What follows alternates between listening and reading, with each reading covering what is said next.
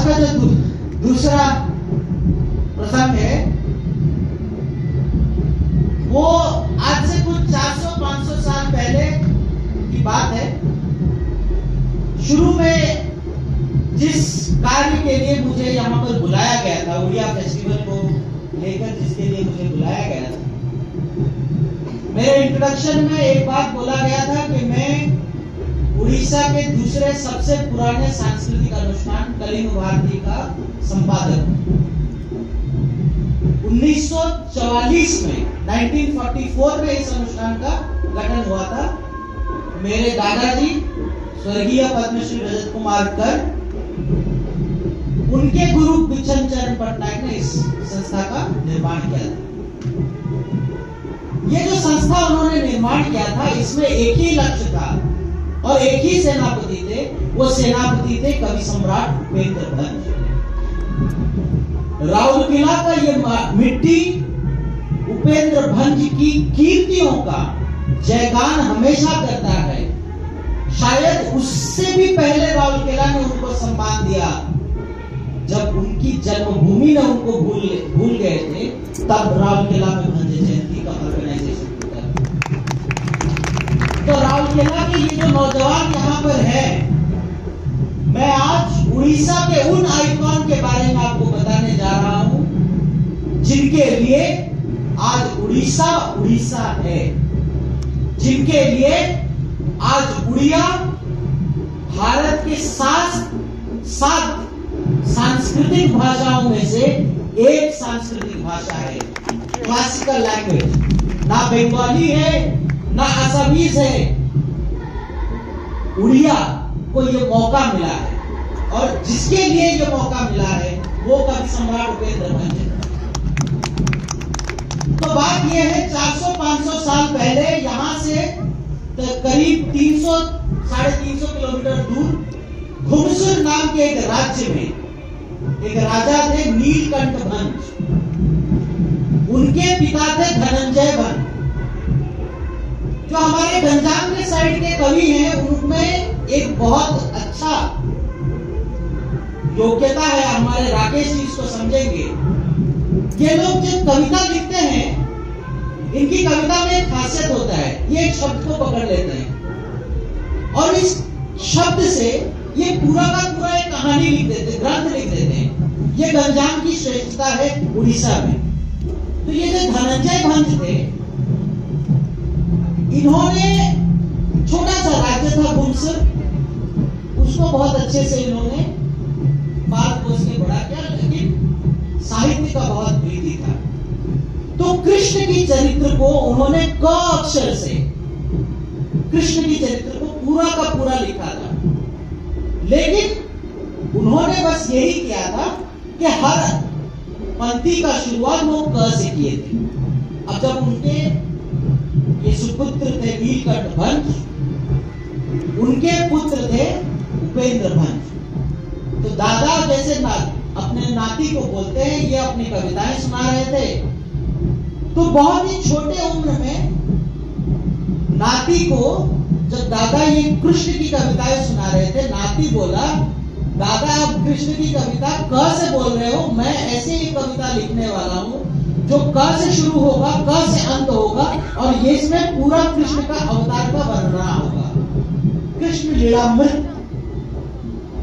जो हमारे संस्कृत में कृष्ण लीलामृत है, उसी के आधार पर उपेंद्र भंज ने बनाया कृष्ण के ऊपर कहानी। और ये यहां पे नहीं रुके, उड़िया शास्त्र के सबसे बड़े कवि के रूप में उन्होंने लिखा वैदेहीश विलास, आज से 300 साल पहले। आज भारत में यह ट्रेंड चल रहा है कि वुमेन को हम लोग आगे कर रहे हैं। हम लोग पता नहीं कौन सा फिल्म था, किसी एक फिल्म में शाहरुख खान ने बोला कि मैंने बोला है एक्ट्रेस का नाम हमसे पहले आना चाहिए, शायद ओम शांति ओम के टाइम में था। तो बहुत वाहवाही किया गया था खान साहब का। खान साहब बोले वाहवाही किया जाएगा, लेकिन हमारे ये जो कवि सम्राट थे 300 साल पहले उन्होंने एक रामायण लिखा। उस रामायण में उन्होंने राम का नाम नहीं लिया, उन्होंने नाम लिया तो वैदेही का, और उसका नाम लिखा वैदेहीश विलास।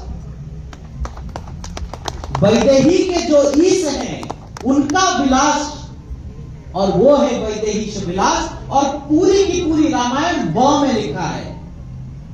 उसका एक झलक यही है जो कि हर स्कूल में बच्चे जानते थे, आज शायद भूल गए होंगे। बोला गया, बढ़ाई देले पयर भागोग्राही रघुवीर,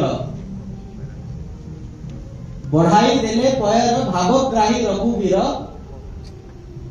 यहां से विश्वपति तपावन नाम रहिला। इस आधार पर राम जी का चरित्र को उपेंद्र भंज ने 2 शब्द में यही लिखा। जब वो कैवट उनको नाव पार करने जा रहा था, उन्होंने मना किया कि हे प्रभु, आपके पैर के धूल से एक पत्थर एक नारी बन गई थी। वृत्ति एवं पोसे कुटुंब, नौका नायिका हेले बुढ़ी व बेड़ा। ये जो मैं नाव चला रहा हूं ना, ये मेरा वृत्ति है, इससे मैं अपना कुटुंब चलाता हूं। अगर आपके चरण के धूल पड़कर ये जो नाव है वो एक नारी में परिवर्तित हो जाता है, तो मेरा भेला डूब जाएगा। इसीलिए मैं आपको बसाई न देवी पदे, बसाई न देवी नावे, धोई न पादो, आपको मैं नाव में बैठने नहीं दूंगा जब तक मैं आपका पैर नहीं धोऊंगा। ठीक। उसके बाद उन्होंने कहा, बढ़ाई देने पैर भावग्राही रघुवीर, अपना पैर बढ़ा दिए रघुवीर। उसमें क्या किया, पूरा जो हमारा हिंदू धर्म का या किसी भी सनातन धर्म का जो कल्पना है उसको रख दिया। विष्णु बढ़ाई देने पैर भावग्राही रघुवीर, विश्वपति तपावन नाम रहेगा। उनका नाम विश्व में पतित पावन हो गया, क्योंकि कैवट को हम लोग एक पतित जाति में समझते थे उस टाइम। 300 साल पहले की ये कल्पना है कवि सम्राट उपेंद्र भंज। उन्होंने एक और रामायण लिखा, जिस रामायण में उन्होंने राम, रावण, सीता, हनुमान इस शब्द का व्यवहार नहीं किया। आप सोचोगे रामायण लिखा गया, इन लोग ये शब्द व्यवहार नहीं किया गया। उन्होंने राम के जगह पे उनको लिखा दशरथ नंदन, रावण को लिखा दशनन, और उस कविता का नाम था अबना रस तरंग। मतलब इसमें कोई वावेल का व्यवहार नहीं किया गया। ये थे हमारे कवि सम्राट उपेंद्र भंज। और आखिर में कवि सम्राट उपेंद्र भंज, जिनके लिए उड़ीसा में क्यों बोला, 1936 में उड़ीसा वो पहला राज्य बना था जो स्वतंत्रता से पहले अपनी स्वतंत्रता पा गई थी।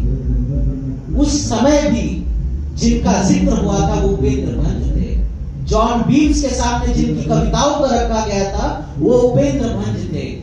और जो ये कमिटी जिसने क्लासिकल स्टेटस दिया उड़ीसा को, उसके सामने भी जिनकी कथाएं रखी गई थी वो उपेंद्र भंज थे, जिन्होंने 32,616 नए शब्द उड़िया डिक्शनरी में लिखा था। ऐसे थे कवि सम्राट उपेंद्र भंज। आज हर कथाकार उड़ीसा का उन्हीं से प्रेरणा लेता है, और आज मैं अपनी वाणी को विराम करते वक्त उन्हीं को नमन करता हूं और अपने आप को सौभाग्य मानता हूं कि मैं उन्हीं के इस उड़ीसा से हूं। वो चाहते तो संस्कृत में लिखकर बहुत बड़े हो जाते, लेकिन अंत में उन्होंने यही कहा, क्षय तो हेलाणी पिंड खेती ख्याति को समर्पिली। और सब कुछ उन्होंने हर उड़िया के तरह अपना सब कुछ उन्होंने प्रभु जगन्नाथ के चरण में समर्पण कर दिया। बहुत बहुत धन्यवाद।